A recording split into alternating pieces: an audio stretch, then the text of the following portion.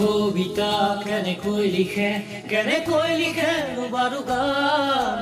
লিখিবৰ মোৰ মন আছে শব্দবিহীন এটি গান কবিতা কেনেকৈ লিখে